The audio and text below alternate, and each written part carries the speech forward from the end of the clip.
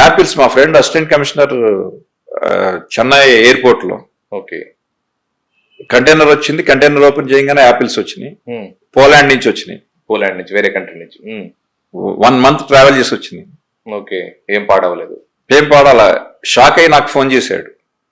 అంతే, 30 రూపాయలకి యాపిల్ కావాలంటే అంతే.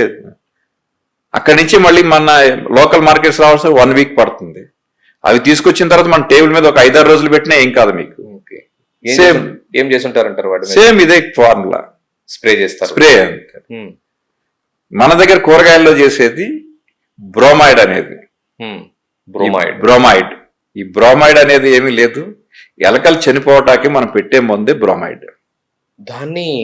దాన్ని కొడతారు వెజిటబుల్స్ మీద కొడుతున్నారు. మీరు, నేను దీని నుంచి చెప్తున్నాను కదా ప్రేక్షకులందరికీ, మీ ఇంట్లో పెంచుకుంటా ఉంటే కనుక ఎక్స్పెరిమెంట్ చేయండి. బెండకాయలు ముదిరిపోయేదాకా ఉంచి బ్రోమైడ్ స్ప్రే చేయండి, చూడండి, అది ఫ్రెష్ గా కనిపిస్తాయి. నెక్స్ట్ ఇరిగిపోతుంది, ముందు ఎరగదు, ముదిరితే అనుకుంటాం, దానికి స్ప్రే చేయండి. 1 రోజున్నర తర్వాత మీకు అది ఇరిగిపోతుంది, లేతగా అయిపోతుంది. సేమ్ బ్రోమైడ్ మీకు అప్పుడు తెలుస్తుంది మీరు ఎంత విషం రోజు మీరు లోనకి తీసుకుంటున్నారో.